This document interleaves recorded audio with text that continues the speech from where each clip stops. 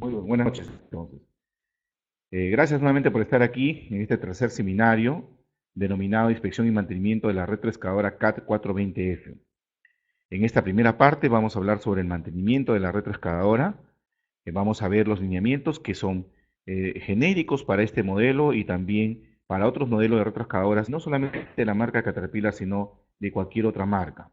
Esa es la parte importante. Podemos utilizar los conceptos y definiciones de mantenimiento por cualquier equipo de movimiento de tierra, ya que lo hemos direccionado hacia ese lado. Y en forma particular, sí vamos a ver los intervalos de mantenimiento que son necesarios tener en cuenta como recomendación del fabricante y algunas recomendaciones que le vamos a dar el día de hoy. Muy bien, iniciamos. Para eso vamos a ver algunas consideraciones que son de suma importancia para todos nosotros. Hay una primera sección dentro del Operation and Maintenance Manual o Manual de Operación y Mantenimiento que se refiere a seguridad, que se refiere a acciones que tienen que ver con la seguridad del equipo.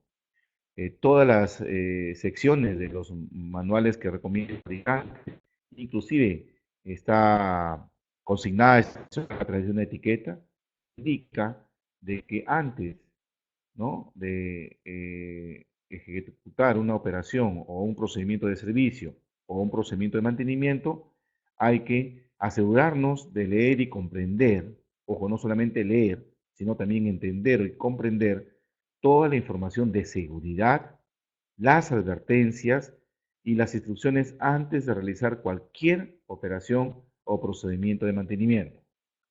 Entonces, siempre cojamos el manual, esa primera sección que muchas veces obviamos y nos vamos de frente a ver las particularidades de la operación, o de frente nos vamos a ver los intervalos de mantenimiento, pero primero siempre hay que leer y seguir esta recomendación universal del equipo. Muy bien. Entonces, también es importante indicar que el propietario del equipo, la persona que está encargada o responsable del mantenimiento, tiene que velar por el cuidado del equipo, ¿no? Hay que, a ver, ¿hay problemas? ¿Se escucha bien? ¿No se ve la diapositiva?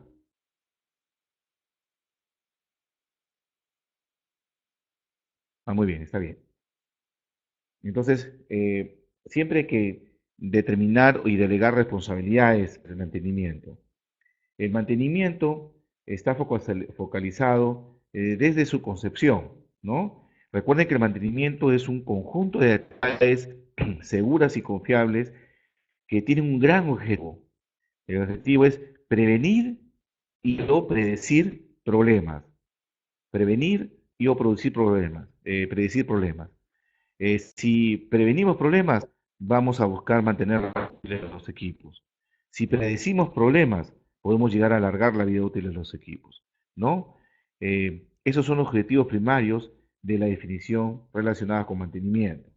Entonces, recuerden que el propietario del equipo, a través de las personas que están involucradas en las actividades de mantenimiento, deben estar pensando también en los tipos de mantenimiento que se ejecutan, ¿no? Este programa, como que vamos a ver a continuación, está ligado más por actividades preventivas y por actividades predictivas.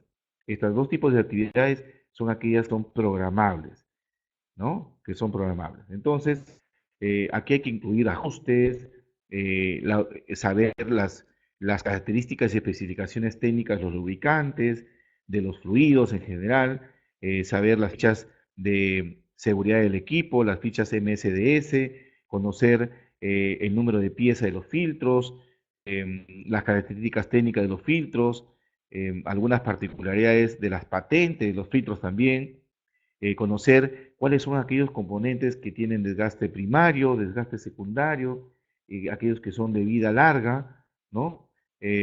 Por lo cual es fundamental poder tener este concepto, ¿no? Para saber que los equipos los componentes mayores y componentes menores se van a ir envejeciendo en función al rol que tienen dentro del equipo, ¿no? Es importante tener en cuenta entonces los procedimientos. En la siguiente lista nos indica que para establecer nuestros programas de intervalos de mantenimiento, podemos utilizar como indicadores de servicio o SMU, que son las unidades de medición de servicio, a el consumo de combustible, las horas de servicio o el tiempo calendario, lo que ocurra primero. Miren, miren acá que está con las mayúsculas, lo que ocurra primero, ¿no? Repito, utilicemos como datos el consumo de combustible de la máquina, las horas de servicio, o que está establecido en los odómetros, tiempo calendario, lo que ocurra primero, ¿no? Para determinar los intervalos de mantenimiento. Siempre hay que hacerlo de esa forma. Quizás el mejor indicador que tengamos es el consumo de combustible porque está directamente relacionada con el factor de carga de la máquina.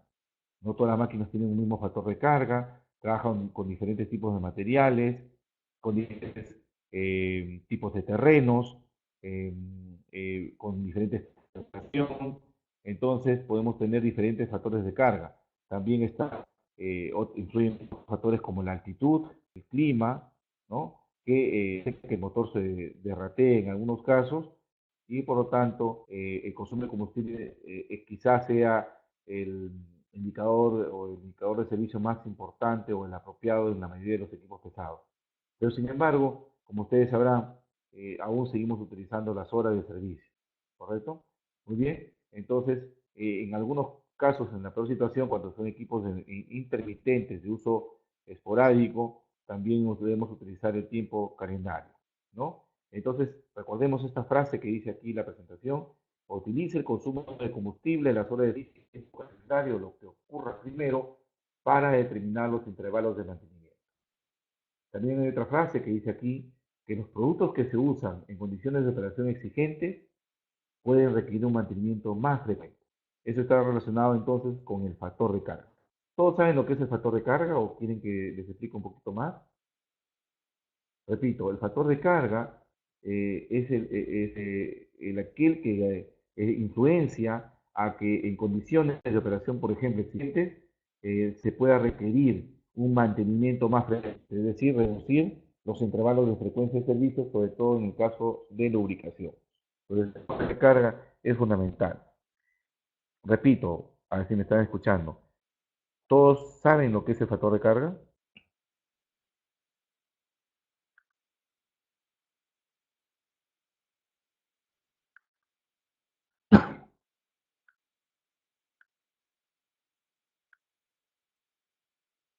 Lo voy a escribir, lo voy a escribir por acá.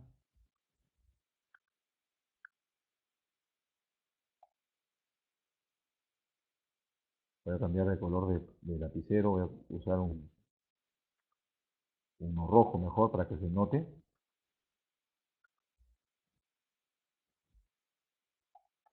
Factor de carga es la relación entre la potencia que se utiliza con respecto a la potencia de la placa o potencia nominal. Y normalmente este se expresa, es cociente, se expresa eh, en porcentajes. Por eso lo encontramos muchas veces en porcentajes, ¿ya? Ese es el factor de carga. Entonces es la relación que existe de la potencia que estoy utilizando en una determinada aplicación con respecto a la potencia nominal o potencia de la placa.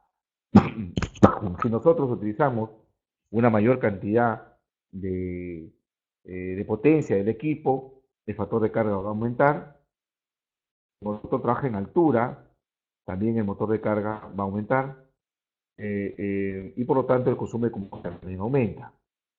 El factor de carga llegará a ser igual a 1 cuando la potencia que utilizo es toda la potencia disponible del motor, ¿no? En algunos casos, cuando sobrecargo el equipo, estoy demandando una potencia complementaria con respecto a la potencia de placa, este factor de carga será mayor al 100% y estaré en la zona de sobrecarga, ¿correcto? Entonces, lo normal es tener un factor de carga entre un 60 o 80%, es decir, la utilización de la potencia de la máquina entre un 60 o un 80% con respecto a la potencia que dice la placa del motor, ¿correcto? Entonces, ese es el factor de carga. A medida, repito, a medida que incrementamos el factor de carga en una máquina, vamos a tener un mayor consumo de combustible. En estos casos, vamos a tener que modificar algunos requerimientos de mantenimiento, ¿no? Lo que tenemos que ser más frecuentes, por ejemplo, ¿no? Vamos a ver, por ejemplo, en el caso de una retroexcavadora, por ejemplo, ¿no? En una retroexcavadora estaciono la máquina, coloco los brazos estabilizadores y comienzo a hacer trabajo de zanja con aplicación del cucharón retroexcavador.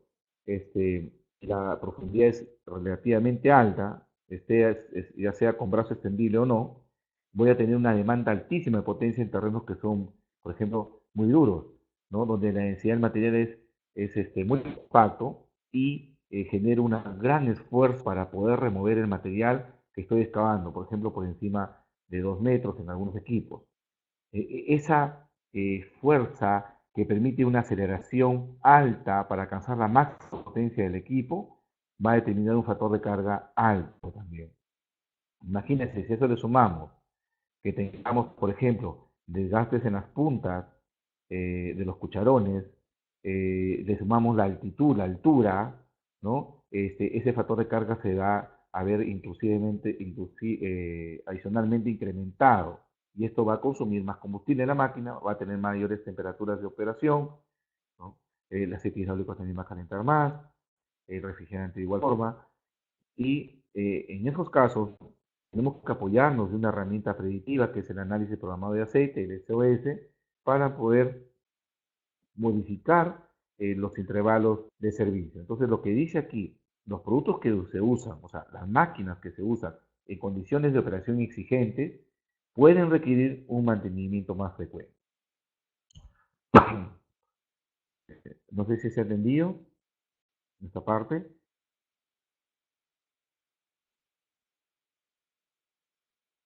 Muy bien, Antonio. Da mucho gusto que se tiene esa parte. Casi normalmente no lo utilizamos en clases esta definición, pero es muy importante, ¿no? Recuerden siempre el factor de carga.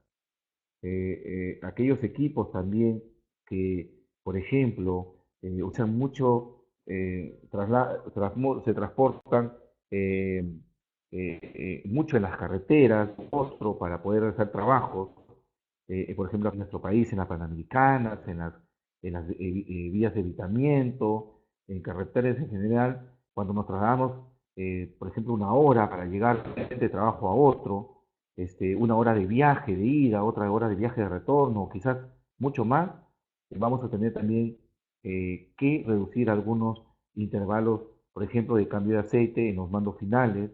Vamos a tener a la máquina cada 30 minutos que avance, parar unos 10 o 15 minutos para enfriar los mandos finales, para que se enfríen el aceite, dado que la viscosidad se ha estado reduciendo paulatinamente en función a la alta rotación y continua que tienen los engranajes de los mandos finales y también inclusive el diferencial.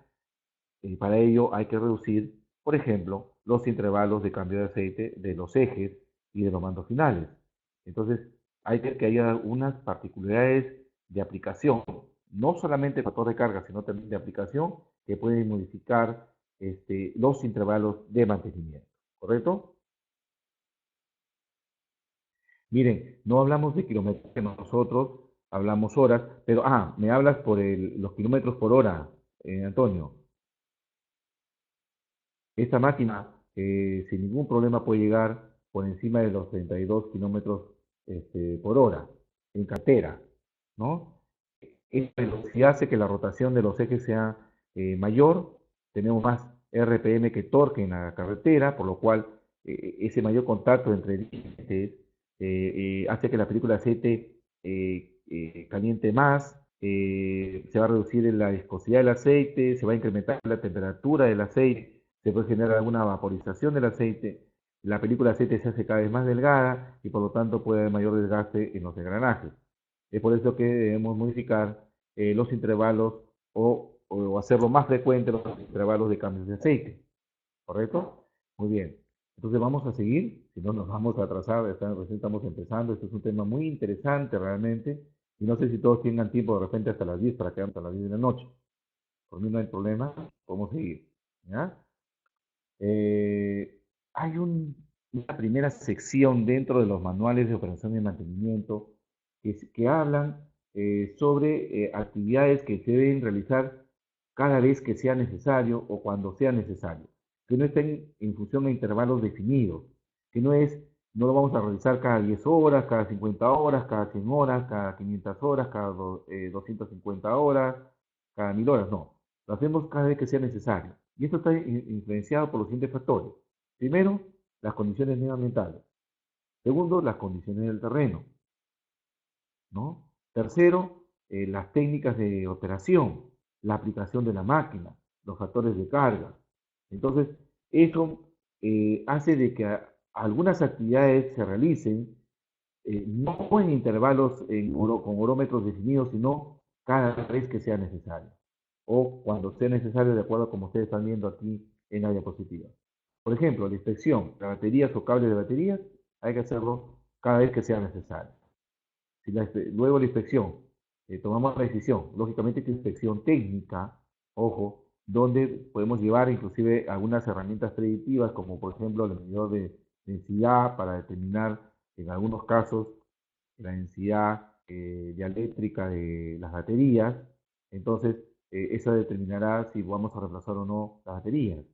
Si los cables tienen sulfatación o hay cables que tengan desprendimiento de la corteza de protección, o los bornes de la batería se encuentran eh, con desgaste o decoraciones por signos de desgaste, deformaciones, tendrían que ser reemplazados, ¿no? Entonces, cada vez que sea necesario, hay que hacer la inspección y el reemplazo de baterías o los cables de batería. ¿Muy bien? Recuerden también que hay unas baterías que son de libre mantenimiento y hay que estar inspeccionando sobre todo la fecha de vencimiento de esa batería. Si nosotros usamos baterías que tienen variaciones bruscas en el amperaje, estas van a condicionar la operación total del sistema eléctrico, porque puede haber una caída, una diferencial de potencial importante, que finalmente pueda conllevar a una falla, por ejemplo, del regulador de voltaje del alternador, y esta a su vez puede conllevar a la falla del módulo de control electrónico del motor o la tracción, y algunos instrumentos dentro del tablero de mando que tiene el operador en la máquina. Entonces es importante tener en cuenta este detalle para evitarnos consecuencias que son mucho más costosas que la aplicación de esta primera actividad de mantenimiento. ¿Correcto? ¿Se entiende así?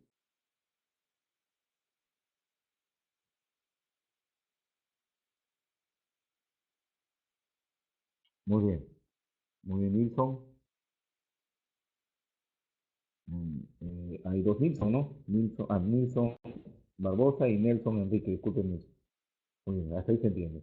Bueno, acá mi asistente lo ha traducido la segunda línea, dice Bucket Cutting Edge, Spec Replace. Estamos hablando de las cuchillas del cucharón. Hay que inspeccionarlas o reemplazarlas. Las cuchillas de cucharón, tanto del cucharón cargador como del cucharón excavador. La cuchilla es una herramienta que protege la parte, la superficie de contacto del cucharón con respecto al terreno. Entonces, por ahí que nosotros tenemos que tener muy en cuenta la utilización siempre de cuchillas. Es importante tener en buen estado las cuchillas para evitar el desgaste de la superficie posterior de los cucharones. Las cuchillas también forman parte del mantenimiento predictivo. Hay que utilizar extrapolaciones para determinar en qué momento debemos reemplazarlas. Si el desgaste de la cuchilla es muy alto y nos olvidamos de hacer un seguimiento cada vez que sea necesario, podríamos en un momento determinado comenzar a desgastar la parte inferior del cucharón. Entonces, yo recomendaría adicionalmente a lo que indica esta diapositiva, ingresarlo dentro de un programa de predictivos, ¿no? Roger, buenas noches desde Tacna. Muy bien, entonces utilicemos herramientas predictivas que acompañen a esta actividad de inspección. Muy bien, el operador debe estar continuamente inspeccionando. Recuerden que las retroexcavadoras son equipos auxiliares, equipos de flota auxiliar fundamentalmente. Entonces, son equipos críticos. Eh, Debemos estar continuamente revisando, inspeccionando las herramientas de corte, las herramientas de desgaste, los gates que nosotros le llamamos en inglés, ¿no? Yamel, Puma, ¿qué tal? Buenas noches, desde Sicuán y Cusco, nos da mucho gusto. Eh, Muy bien, entonces las cuchillas hay que inspeccionarlas, hay que meterlas también dentro de un programa predictivo. Los clientes deberían ingresar en un programa de predictivos, pero los creadores sí continuamente inspeccionarlos, ¿correcto? Las puntas de cucharón, las puntas, los tips, algunos le llaman las uñas, otros le llaman los dientes, ¿no? Las puntas de cucharón en inglés significa tips, lo voy a escribir también porque me preguntaron ayer en una clase de inglés técnico. Se nos ha ocurrido, gracias a los alumnos de Puerto Malabrigo, ver la posibilidad de hacer un curso también de inglés técnico online, pero ya un curso completo, ¿ah? Un curso de inglés técnico de equipo pesado, ¿no? Que tenga de repente una duración de un mes o 2 meses, vamos a verlo. Muy bien, los tips o puntas que son del cucharón tienen diferentes geometrías, diferentes tamaños, diferentes pesos, y esas geometrías están relacionadas con el tipo de aplicación que tengan, ¿correcto? Eh, por ejemplo, hay puntas largas para penetraciones, por ejemplo, pero mal para utilizar en aplicaciones con roca. Hay puntas cortas, hay puntas, las puntas se seleccionan, por ejemplo, en función del impacto y la abrasividad. A mayor impacto, tenemos que las puntas tienen que ser eh, más resistentes a la deformación y a la rotura. Hay puntas para contrarrestar los terrenos abrasivos, ¿no? Que son puntas que tienen que tener un perfil y una aleación distinta que las puntas de penetración. Entonces, eh, hay que tener cuidado. Yo también recuerdo de los predictivos, tanto las cuchillas como cantoneras o puntas, adaptadores, deben formar parte de una especialización dentro de las empresas para poder realizar un seguimiento y determinar el momento exacto en que debemos reemplazarlo. Las puntas son como los zapatos. Si uno va a patear la pelota sin zapatos y sin guías, nos va a doler. Si nos ponemos un buen zapato, un chimpún, no nos va a doler. El chimpún o el zapato vendría a ser la punta en un cucharón. ¿Correcto? Muy bien, ojalá que les interese el curso de inglés técnico que vamos a preparar. ¿Ya? Vamos a usar todo el libro de inglés técnico que tiene Caterpillar, los diccionarios de inglés técnicos de CAT. Vamos a hacer clases, todas las clases ligadas al inglés. ¿Muy bien? Usando todo inglés. Luego esta clase, pero en inglés. Vamos a hablar en español, inglés y vamos a dar definiciones, ¿no? También en la parte interior de la cabina hay que hacer la limpieza. Recuerden de que nosotros, muy bien José Quispe, buenas noches también. Eh, Recuerden que nosotros dentro de la cabina tenemos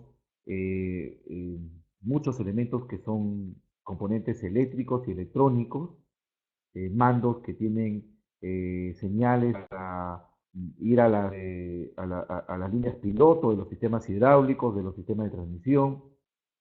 Entonces, hay que tener la cabina en buen estado, ¿no?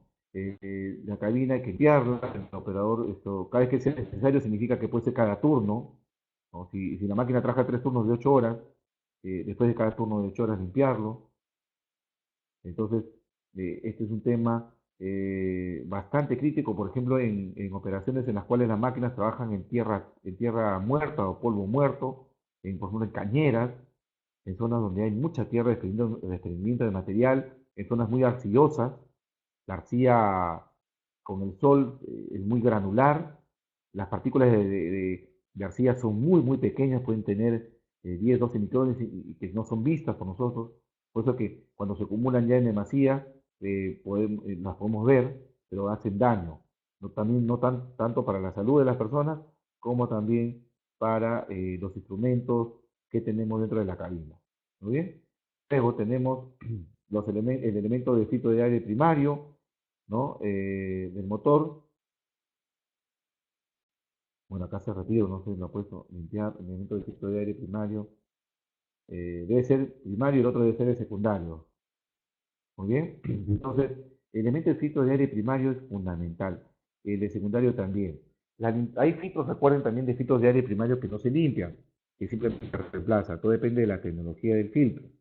Y las limpiezas, en la mayoría de los casos, son hasta 6 limpiezas del filtro primario. Cada 3 limpiezas del filtro secundario, primario se reemplaza por otro secundario, en la mayoría de manuales. Pero hay que ver bien la tecnología del motor para poder ver ese tema. Llama a la tablita, me está llamando. ¿Ya? Entonces, hay que ver eso.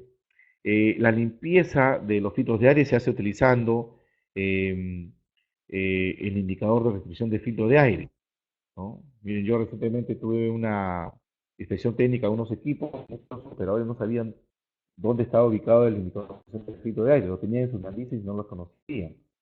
Este indicador de filtro de aire es fundamental para determinar la limpieza de los filtros de aire o cuando hay que reemplazar el filtro de aire primario, ¿correcto? Recuérdense que la eficiencia térmica